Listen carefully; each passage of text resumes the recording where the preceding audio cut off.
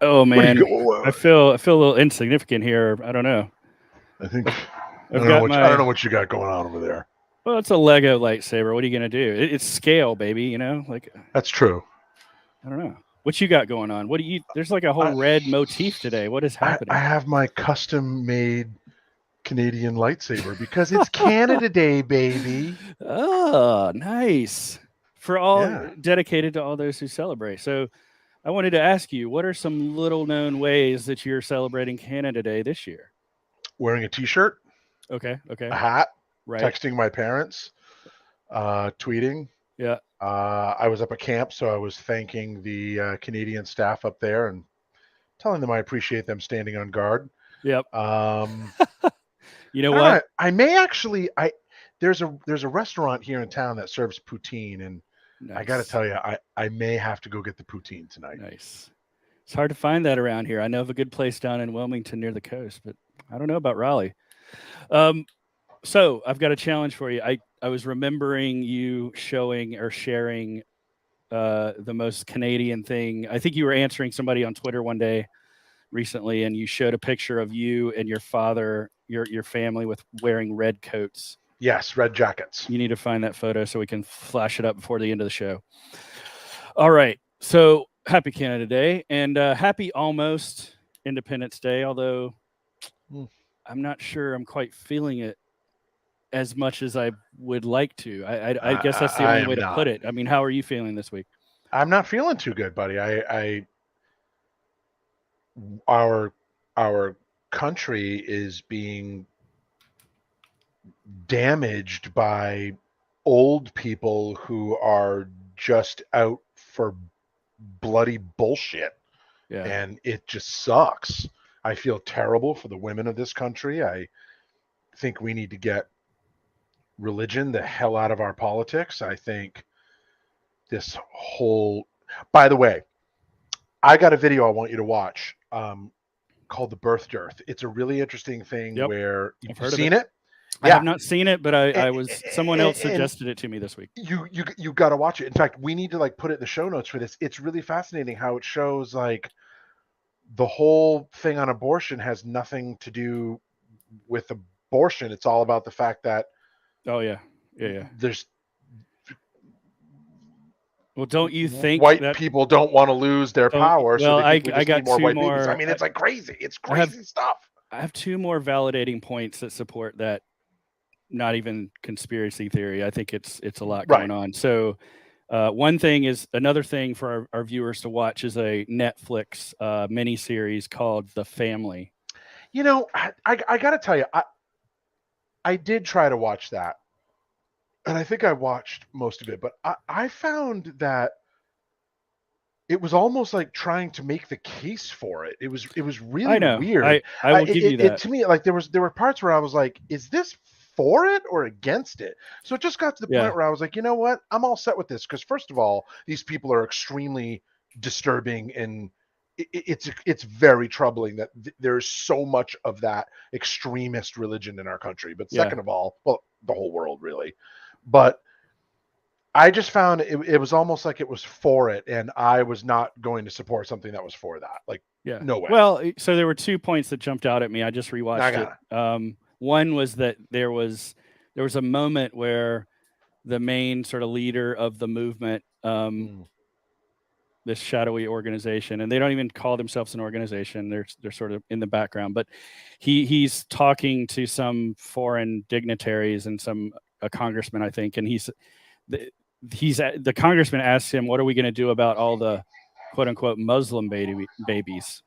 We need he's acknowledging that point of how do we solve that problem, and the answer was interesting. I'm not going to commentate on it, but it makes you wonder. The main takeaway though that I think is conflated with the laws changing or what the Supreme Court is doing is that the family very much believes that anyone who is quote unquote chosen by Jesus to serve can do no wrong. Yeah, sure, and so whatever. Who does that sound like, right? The guy that tried to overturn the election. That hold on just a second. I need to throw up. Okay. All right. I'm fine. But I mean, let's just. This is the only thing I want to point out here is like bringing it back to the hearings that were going on this week. Like, I don't know, man. Cassidy seems to have the receipts. I don't sort know. of. There was a lot of problem with that testimony, but there was. But what do you? I just think my simple answer here is that in a perfect world, all the people that she pointed out, or if it's hearsay or not, or her interpretation, that's fine.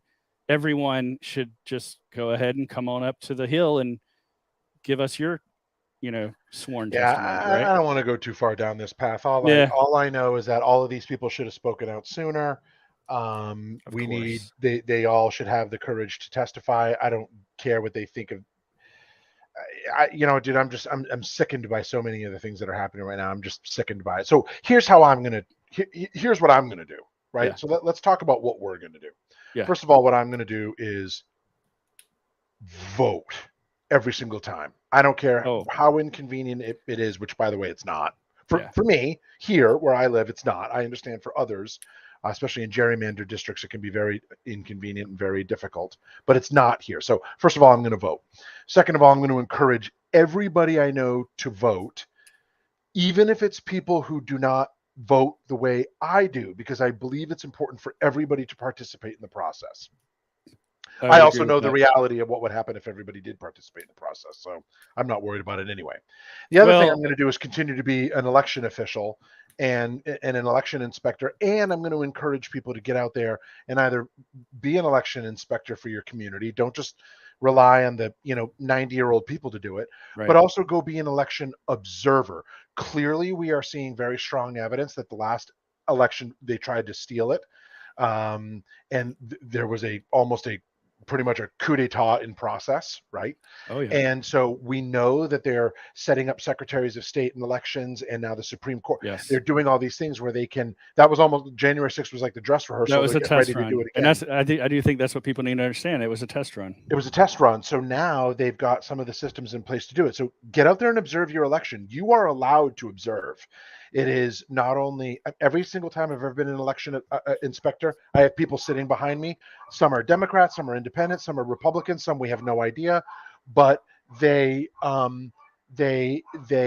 observe the elections and make sure that we are doing our job right. And that includes while we are checking people in, while we are counting ballots, while we are certifying our machines. Everything we do, you as a citizen have a right to get out there and observe. So if you think, oh, these elections are fraudulent and it's all, none of it's all rigged and everything. Where are you getting your information from?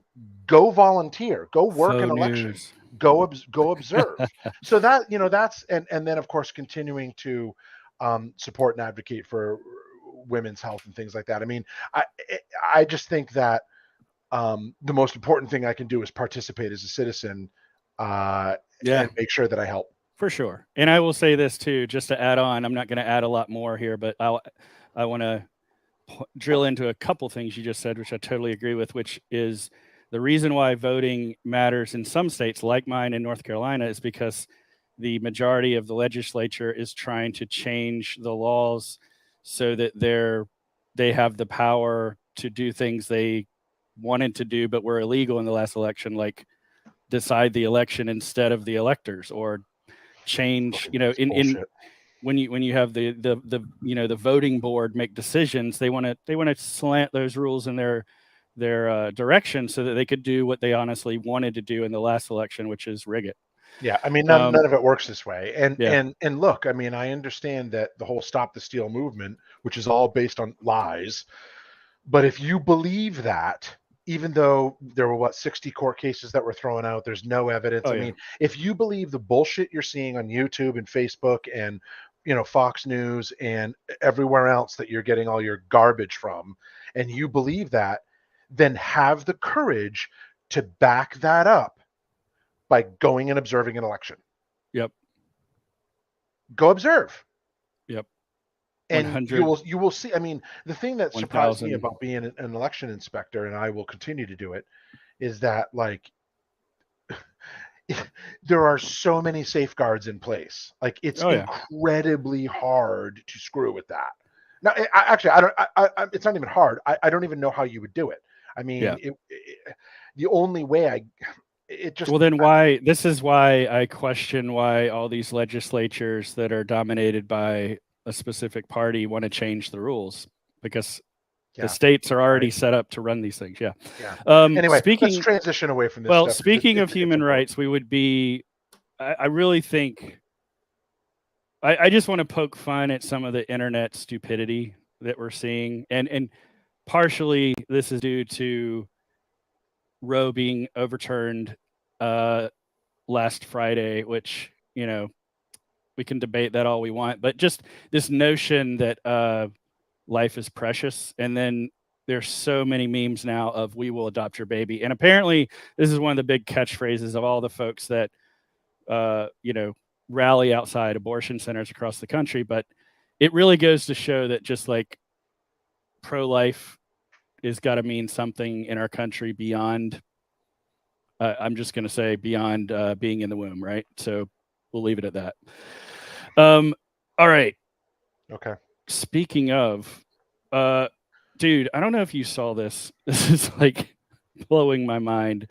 This is something, you know, speaking of "we will adopt your baby," I thought this would be a funny meme if in and of itself, but I wanted to debate you, and just, I wanted to know, because you're putting together sort of a story here where you don't think this Barbie movie, with all the photos that were leaked this week, is a real thing. No, I don't. Either it's not a real movie, and this is all some sort of elaborate marketing thing or a joke, or it's going to be a full-scale train wreck, or I hope it's like a horror film or a murder mystery. I mean, I don't know what they're going for here.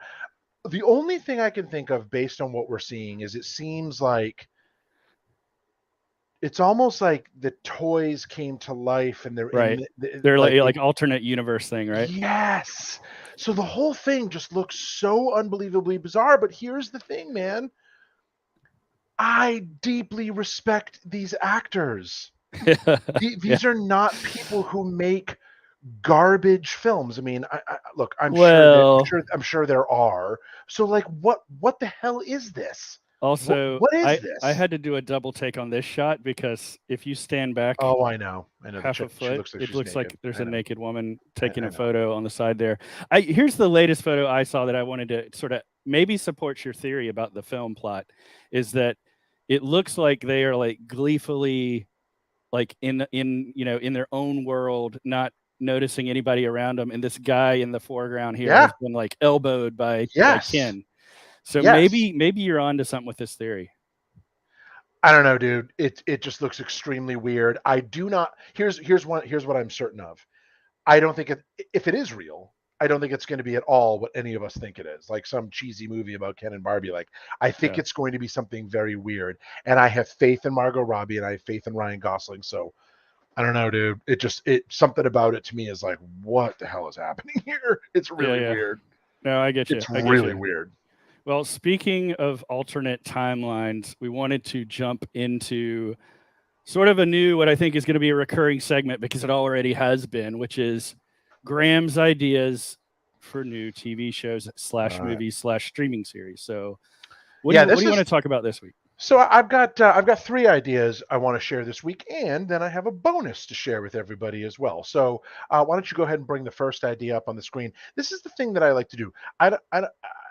You know, I'm not a screenwriter. I'm not going to pretend to be. But when I see cool things and they trigger interesting ideas, which for some reason a whole bunch of them are centered around the Soviets, I don't know why, I like to share these ideas. You're a child of the 80s, my friend. That, you know what, that's what it is. So this one, we've all heard of the Tunguska blast, right? 1908, a meteor came in, air burst over Russia, and, you know, flattened this huge area where the damage is actually still visible today. So I had this idea that, what if the Tunguska event wasn't a meteor, but it was actually aliens performing a small test of a planet-killing weapon, and now they're coming back. They plan to roll out a full test, i.e. destroy the world, and the superpowers of the Earth have to unite to stop them. And I played around with the title, you know, Final Impact, but then I came down to just this one word, right? Impact. That's what I like about all of these. That's what I like about all these, frankly, is that you've got the tight concept you always think about the branding, the title, which is the title of the film is arguably the most important. But I would like argue with I can films like picture this. these things in my head. You know, I like can too. you can imagine like it opens up and we see a scene because this picture here, this Donald Davis did space art here. This picture is incredible. And what's interesting is he says if you click through, this is not what it looked like. This is like a time lapse of what it looked like. Oh yeah. Right. This is not the instant it exploded. This is enters the atmosphere, initial explosion, secondary explosion, and impact. Right. So, so I was sort of thinking like, what if we see this, and then as soon as it blasts, we sort of fade to black, and you see in all caps the word impact. Right. So, Nice. and then it's kind of like an Independence Day, although not cheesy and stupid, but it would be that, or it could be like Independence Day meets Don't Look Up. Yes. I Okay. would. So here's how we judge these. I would watch that. Yep. All Yeah, right, okay. What do we got next? Let's go for the next tell one. me the next one. All right, So idea. the next one, Oof. look at this picture. So I love this picture. Now I understand this is just a test bed model that they would have used for wind testing, but what I thought was really cool about it is the way it's like silver and black. Oop. It reminded me, it just looked like something stealth, something, you know, military. So my idea was, and of course, this is the space shuttle Buran, Energia Buran, or Buran mounted on Energia. That is the Soviet space shuttle. So, folks, if you don't know this, the Soviets actually had a program that looked, it was very similar to our space shuttle. And what's interesting is in many ways, it was superior. Now, because of the fall of the Soviet Union, they only had one unmanned automated flight, but it worked. And it's a really amazing platform if you ever get a chance to read about it. And the word Buran means blizzard.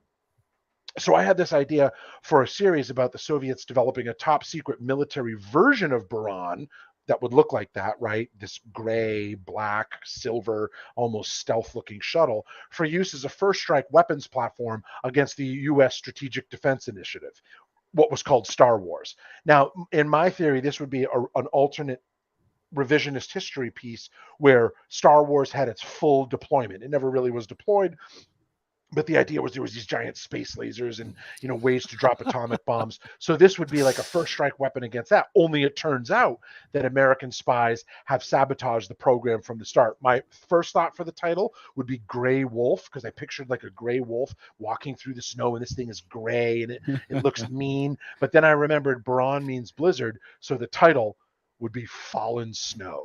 I love it. You know what? If you'll allow me, I think when I see this, I'm like, what if? I thought of Broken Arrow, the film Broken Arrow, where it's like them trying to, you know, it's John Travolta versus, gosh, I'm blanking on the other guy. But they had to stop, you know, the thing from being able to use the stealth bomber from being able to use for no good, right? You could have that, but flipped for a Soviet. I'm telling you, this Soviet could be hero. a really cool series. And my last idea was actually inspired by Barry. If you've seen the end of Barry, they sort of show, and I'm not giving away anything crazy here, but there's this sort of vision at one point of this, like, what death could look like, and it looks like our world, only it's all mixed up and it's really weird. So I had this idea about a dark comedy series. So Barry, I consider dark comedy, about a private investigator that can actually travel back and forth to the afterlife to solve murders by tracking down and talking to the dead victims. So the investigator is hired in this world, but in order to get to the bottom of it, what besides gathering evidence, that investigator actually travels to the afterlife, and finds the victims and talks to them. And so the plot twist here is that he's dying from cancer, and he too has a terrible secret. So when he crosses over, when he goes to the other side, his victims confront him. So the possible title is Crossover. Now, here's the trick. When the investigator goes from the real world to the afterlife, is it a vision? Does he have to almost die and kind of imagine it? Is it like a mutant power where he like teleports between the worlds, or is it like a device, a Stargate, or some sort of obsidian mirror or something that he passes through? It's almost like they've discovered a way to get to that other universe, right? So that is a whole kind of like in Stranger Things, there's like the gate to get to the upside down. So it would be kind of like that. So this was another idea I had that could be really, really cool. And the title here is Crossovers. I love it. I love it. There's so many directions you could go with this that we could riff on. That would be cool, man. I love this. Yeah. Okay. So what I've done is, if you are a screenwriter and you're looking for some idea or inspiration for a new project, I have put together a partial list of all of these ideas you've seen today, and probably, I don't know, 15 or 20 other ideas, some of which are really crazy, includes that guy right there. And I've put all of these ideas in and use them. Like, if you've got something in here and you think like, wow, this is a really great idea, I would love to use this, just let me know.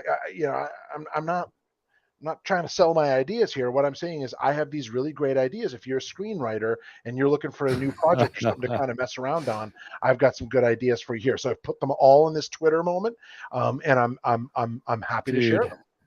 This is a treasure trove. It's a treasure trove. There are, and look, even if you don't want to use them, if you go through them and you think, oh my God, that is something I would watch, I want to know. I would love to know what you think of these ideas.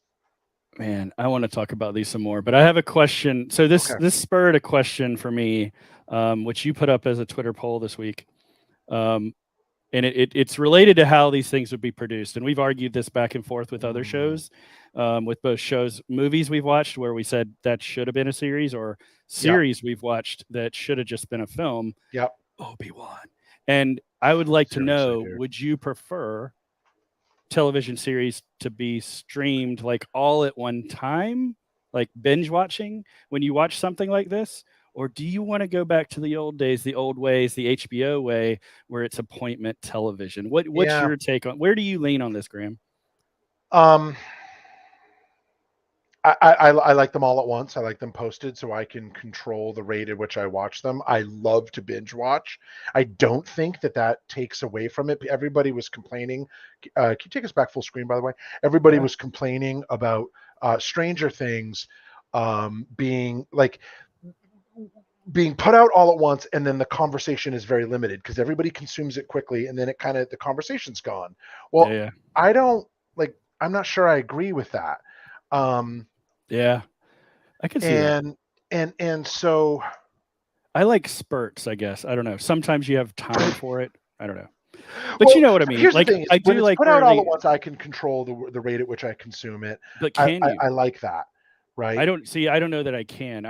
Then it's got me like sort of, binging too much and staying up too late during the week or whatever. But I will tell you this. I want to show you. I can see that. But I was surprised by this. The results of your own poll say otherwise. Yeah, no, they support you. My bad. No, they support me. But the thing is look, we're only talking about 25 people here. I realize this is not exactly. It's not like exactly a sample. But the thing is like, even if it was nationwide, I'm not sure these results would change.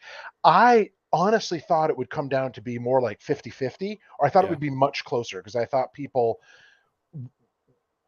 would be split on this. But it's interesting. So week senders, if you're watching, we want to know. Do you prefer your series once a week or all at once?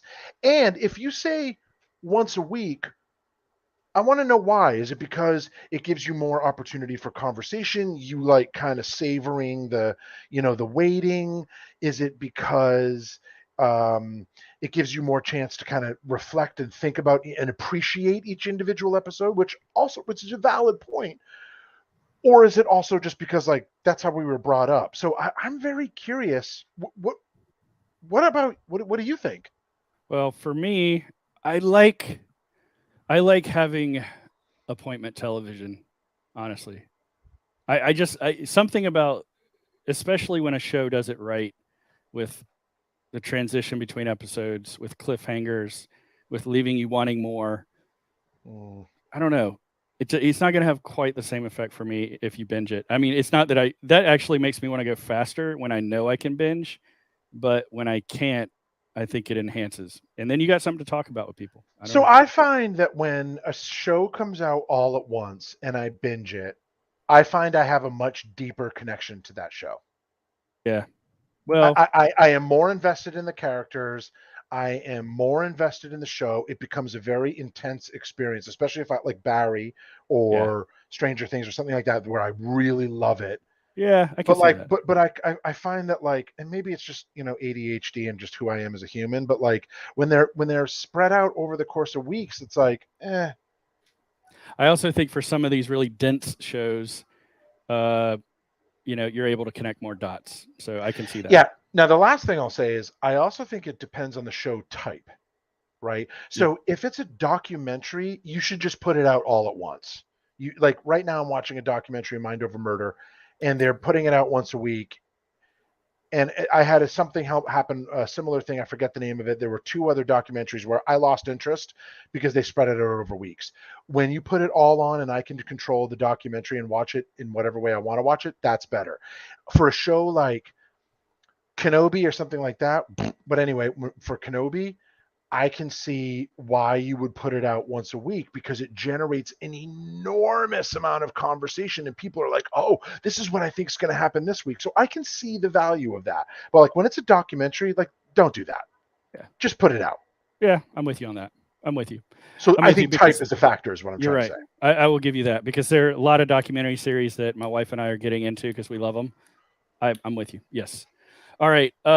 Let's talk about more entertainment. I just want to give, I think we're going into lightning round now, folks. The last 5 minutes or so here. I want to give a shout out to the fact that Face Off turned 25 this week. And I don't want to talk a lot about it necessarily, but I love this film dearly. And there was a really cool retrospective that was put out with a lot of the folks that worked on the film. Not John Woo, not John Travolta, not Nick Cage, but a lot of the people behind the scenes. And they gave sort of their oral history of how this sort of crazy film came to life, and how they didn't even think it was going to work or get approved or make it to the screen in quite the ways that it did. And then it worked and audiences loved it. So I just want to encourage everybody to go watch this or to go read this oral history article on inverse.com. I have a confession to make. Oh, you're not going to tell me you haven't seen this film? Never seen it. Oh my God. I'll get right on that. All right. Well, I'm taking down the link. Let's talk about Nerf. Okay. Dude, holy crap. Look, there are many reasons why I have to have this. First of all, it's massively glorious. Second of all, I play Destiny and love Destiny. Third, it's the Yaller horn. Yep. Which I don't even know what that is, because I don't play Destiny, but I can massive props to this rocket launcher. Right, but it's not. But Yaller horn is also from the Norse mythology. It's the horn that Heimdall had. Oh yeah. Which, depending on what saga you read, it has different powers, but it's a remarkably powerful asset or whatever from the sagas. But it's also this ridiculous weapon in Destiny, which Destiny's just. I'm a huge fan of it. But I mean, just look at this thing. Like, I gotta have it. I want to feel the dart recoil off of this bad boy. Yeah, you know the darts are huge. Oh yeah, they're like rockets. But look, it's got like a fucking eagle head on it. Like, dude, I gotta have this thing. Yep. Let's talk about Atari for a minute, dude. You've been talking about this since we started this stream show 2 years ago. What is happening? When is this thing coming out? No. So you've misunderstood. So I already have my Atari VCS. I've had it for a long time. This is an anniversary celebration. So Mike Mika, I'm not sure how you say his name. Awesome follow on Twitter. So this is a whole platform that they're putting on to PlayStation, Xbox, PC, Atari VCS for $40. And so it's got tons of games from the entire Atari universe, not just 2600, all the different platforms, Jaguar, the Atari 800X. You can actually see my disk drive right there. So they're taking all these games plus all this interactive content about behind the scenes and interviews and all this really cool stuff. So it's going to be a whole interactive experience. And I have a PlayStation and I may put it on both, but I'm definitely putting it on my Atari VCS because I feel like this is what my VCS was made for. Now, I love my VCS. I don't use it anywhere near as much as my PlayStation, of course. The games are limited for it. It's more of a collector's piece than it is a functional platform. It is a functional platform, but I mean, I don't use it as much. This will turn it into that for me. So I'm really excited about this. Man, you're never going to stop playing that game system. Good Lord. That's going to keep you entertained for at least another, I'd say, 17-ish years, probably. I know. I'm going to be playing with myself all the time. It's going to be incredible. I want to give a quick shout out to, I don't know. I want to know. So the big debate about this next story is that there's a new Disney cruise ship, right? It's just so stupid. And in the Star Wars lounge, there's a $5,000 drink that's called the Kyber Crystal drink. And the big debate is what is in this drink. And the reviewer, Disney always invites Disney influencers to come and show off. And there's amazing pictures from the ship. She could not get anyone to share what the heck is in this drink, other than it comes in a fancy container that's from The Mandalorian. So I just want to know, what's your take? What do you think is in this drink besides corn syrup? Okay, so I don't care. Okay. Take your money and make a donation. Do not buy a $5,000 fucking bucket of bullshit. Take your $5,000 and go donate it to a cause that you support. Whether it's, and I don't care what the cause is. I don't care if you are a multi-billionaire and $5,000 is nothing. Don't buy this. Donate your money to a positive cause. That is ludicrous. It is marketing out of control. It is total. And I don't care if you get to keep that whole awesome looking bucket thing, which admittedly is super cool looking. That was exactly my tweet. My tweet. Marketing ruins everything. Marketing ruins everything. Look, all right, $500. I got a feel good story. $500 I can see, because especially if you got the. Okay, I'll stop. I got a feel good story for you. I know. This is so exciting. This is some tech used the right way. The AI Mayflower, which we've talked about, the autonomous ship, the Trimaran, with a bunch of IBM tech and other partners that are built this ship that is really a marine research vessel. And they also wanted to see, could they do the same journey that the original Mayflower took from the UK 400 years later. And lo and behold, not only did it make it to North America, like we talked about a couple of weeks ago, but now it's in Plymouth, right beside it is, which, by the way, is like an hour from where I live. I mean, look at this, dude. Why don't you need to be down there taking these photos? I know that, and I wanted to go, but like for some reason that didn't happen. But what's interesting is, so I lived in Plymouth. My parents have a condo in Plymouth. I've got a lot of friends who still live or lived in Plymouth. And I actually got to work with the team that worked on the Mayflower autonomous ship. This is an incredible piece of technology. Now, the reason that video there looks so low res, folks, is because this is the camera on board the ship. You have to understand, this is a ship that has no captain. There's no crew. So cool. This thing is doing it under its own intelligence. Like, there's no human interaction here. It's all autonomous. It's an incredible piece of technology. There's an awesome website for it. So if you scroll up a little bit, I think it might show the website. So if you have not had a chance, definitely go to that link tree there. This is all kinds of stuff to get more stories on their link tree. And there's just some really, really cool. This is an incredible piece of tech, and I highly recommend you take a look at this. Well, I just think, I mean, last thing here, like the camera, like you said, the thing, like we got to interview someone who worked in the technology on that decision making that it does, and how it like looks, and it's charting everything that it sees and deciding what it is and how to follow the marine laws and all of those things to get right there. I mean, that's just amazing. That's mind-blowing to me. Okay, it's just incredible. Now, they did not do the same voyage, because they had to stop in the Azores for a brief repair pit stop, and then they went through, I think it was they were in Halifax, Nova Scotia, and may have come through Newfoundland as well. But the point isn't that they perfectly recreated the journey. The point is that a vessel with absolutely no human control made it from Plymouth, England to Plymouth, Massachusetts, that is extraordinary. I really cannot begin to tell people how big of a deal this is.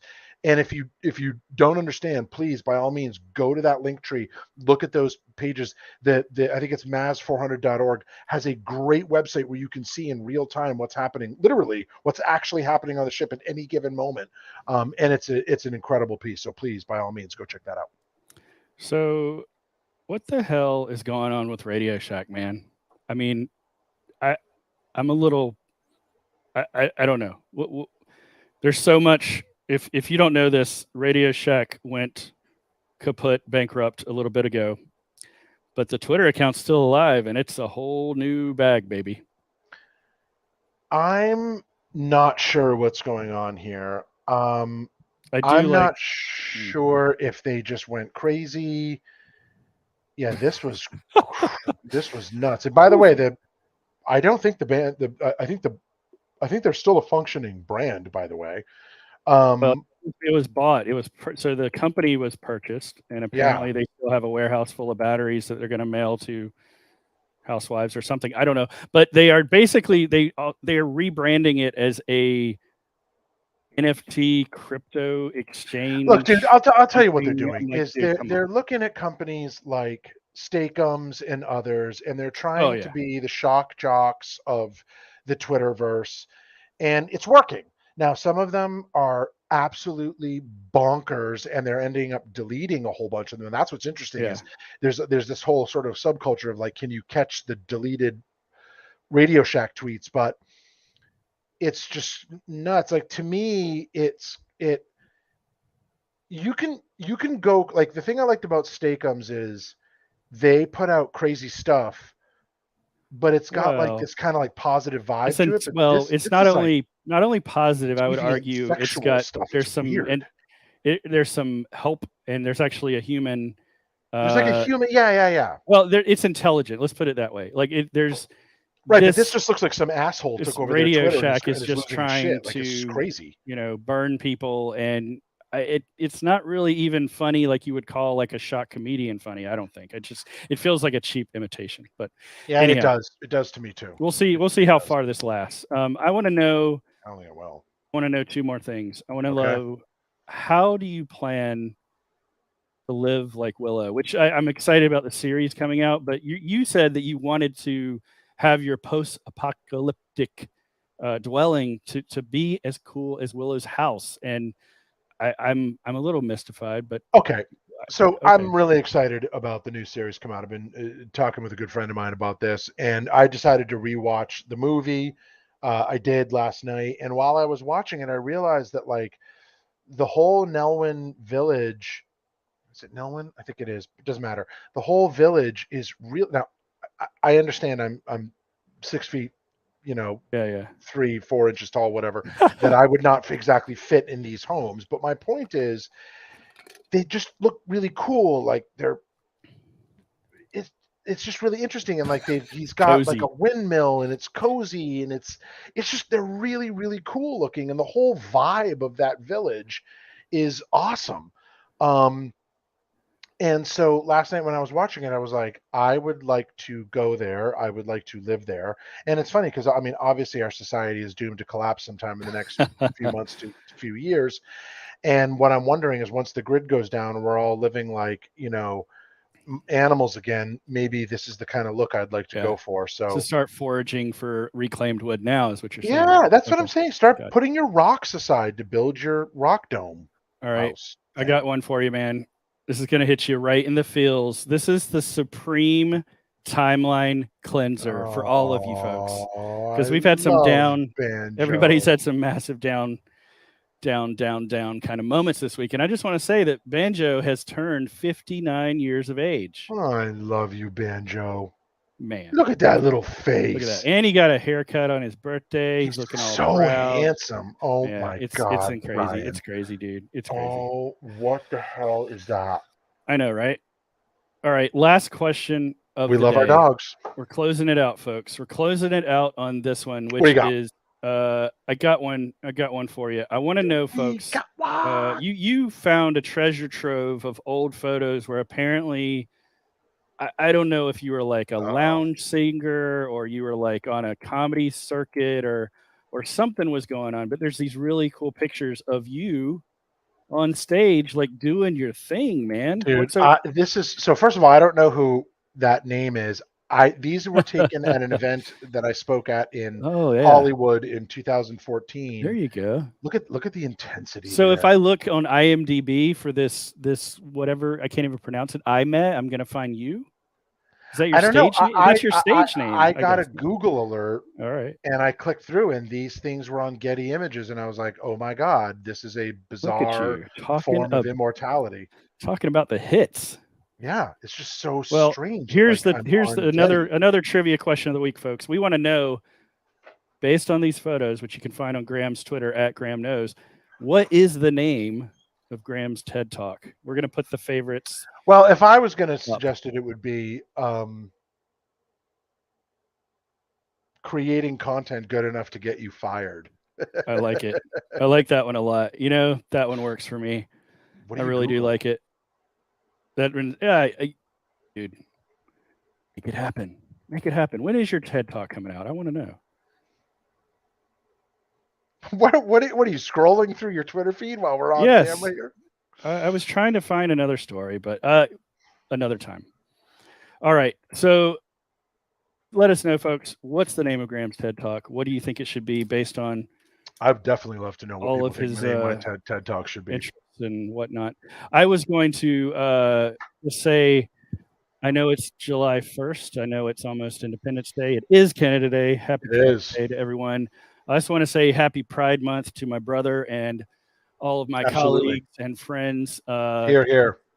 It's been a tough. I don't know. I don't want to dwell too much on how much stuff sucks right now. But I just want to say, you be you. Love is love. I love all of you, and I know Graham does too. Absolutely. And no hesitation or mental reservation. I'm going to end it right now because you know what? I don't have one Lego lightsaber. I have the entire rainbow of Lego lightsabers, and I want to end it on that note, folks. So thank you so much. I guess I can do a Lord Grievous kind of thing here. But thanks everybody for watching this week's episode of Weeks In. This is Ryan Boyles, aka the RAB. This is Graham Noseworthy. I'll do the Ewan McGregor, Obi-Wan Kenobi pose to play us out, folks. We'll see you soon.